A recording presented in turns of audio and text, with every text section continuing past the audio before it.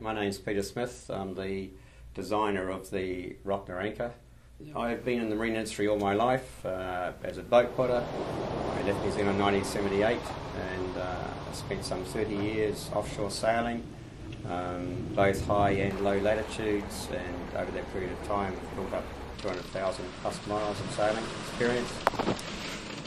The Rocna originally evolved from my dissatisfaction with the current anchors that were on the market. I built a boat in England, Kiwi, 52 feet long, 28 tonnes, an expedition boat, heavy duty boat. It was always in the back of my mind that we would visit the ice, so she was built as a heavy plate aluminium boat, and what I knew about the type of boats and what was required of them I built into her.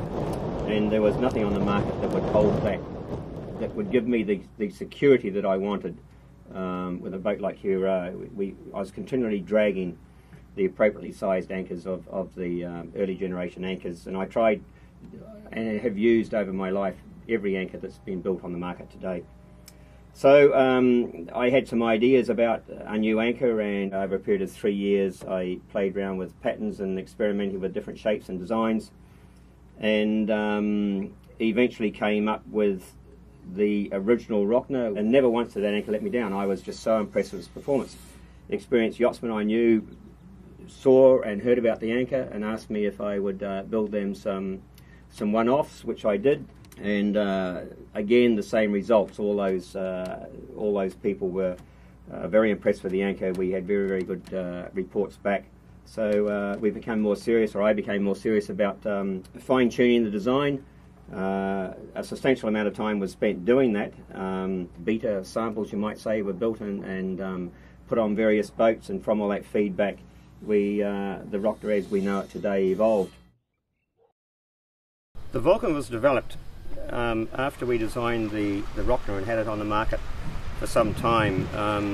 It was fairly obvious that the principles of the anchor were very, very successful, but we had a lot of market demand and feedback wanting a non-roll bar version. For example, modern power boats with their what I call platypus bows, where the anchor comes up through a bow platform.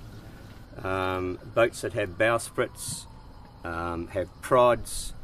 Any restriction in the front of the boat, the Vulcan was designed to fit that market. With the older generation anchors that I was using, there were a number of issues which we were able to resolve with the Rocna.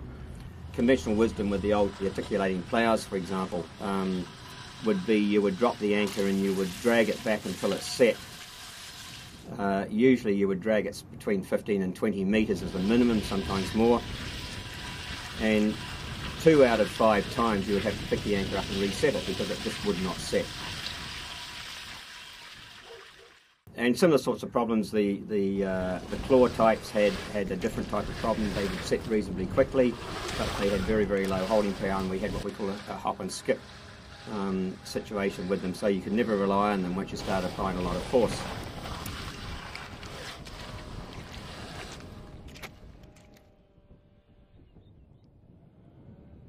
And the fixed plough types I found never seemed to have enough blade area. We dragged them in soft mud regardless of how we set them and how much chain we had down.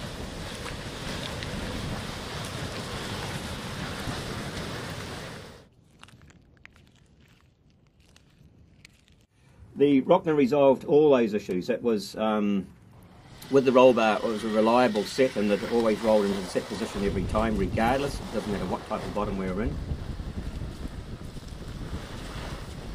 It set invariably within its own length, so it was very, very quick set. And the holding power, because of the large blade area, was phenomenal. It was just we just never ever questioned holding power anymore. The original Rocna was a complete step up in the anchoring game, and we needed to keep the same features in the Vulcan. We wanted to be able to give to the Vulcan market, or the people that would use a Vulcan, the same characteristics and the same benefits that we got from an original Rocna. It sets very quickly, but it will also set very deeply and provides quite phenomenal holding power, very reliably.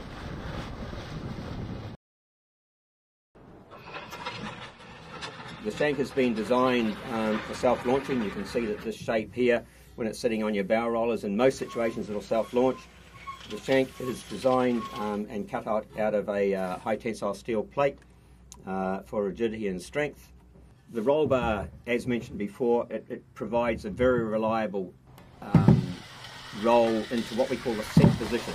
Pull the anchor and the anchor starts to move forward. It's been supported by the skid at the back and the actual toe, 33% tip weight, chisel tip. It immediately starts to set. The anchor immediately goes into that position and drives down into the substrate.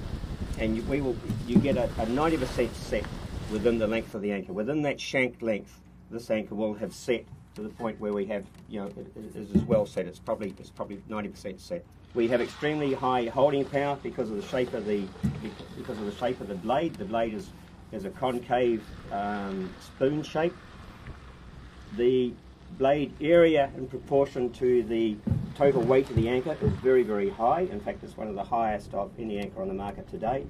And of course, blade area is directly related to holding power and depth of set. So you have a very, very high holding power anchor.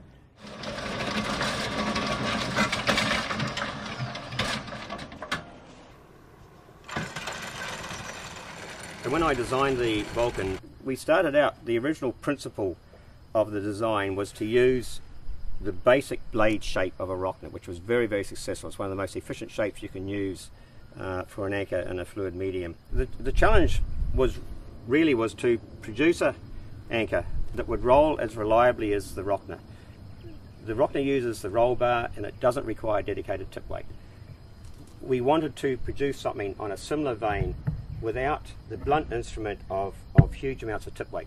And we finally cracked that with the shape of the shank. As you can see, this curved shape is actually very critical. It's a very sophisticated shape that's been computer enhanced. And we married that with the roll palm on the back of the anchor. Those two work together in such a way that the anchor rolls extremely successfully, almost as well as a Rocna with its roll bar. I was looking to repeat and try and duplicate all the leading characteristics of the original Rocna, which is the leading anchor on the market today. One of the main features is on deployment, the anchor will set very, very quickly, usually within its own length. It sets very hard, it sets very deep, and it will set in all bottom substrates. All those factors combine to produce enormous holding power. Canada Metal Pacific brings a strong quality control background to partner with the stringent design requirements of the Rocna anchor family. Canada Metal Pacific developed strict procedures and processes that control the metallurgy and the dimensions of their products. When Canada Metal Pacific took over the Rocna family of products, they overlaid these procedures onto the anchor production. Some of the elements of this program include material traceability. Through tracking numbers embossed on the anchors, it's possible to trace the steel used in the anchors back to the original material certificates. There's multiple inspection points during the production of the anchors, both at the sub-assembly phase and at final assembly, that are managing and monitoring multiple elements of the design through careful quality control manuals and procedures. Robotic welding is used in the production of the anchors to ensure consistency from one unit to the next. For galvanized anchors, hot dip galvanizing ensures a durable finish and is carefully monitored to ensure the composition and thickness of the galvanizing layer.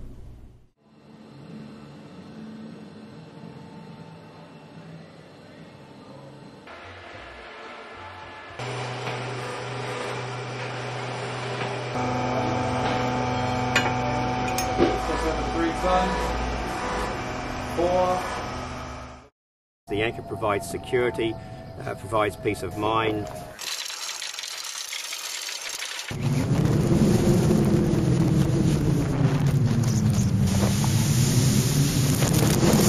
And over a period of years, I just became very, very confident and secure in my anchoring. Over years of anchoring, literally thousands of sets. I have virtually never had a drag, I've never had a failure.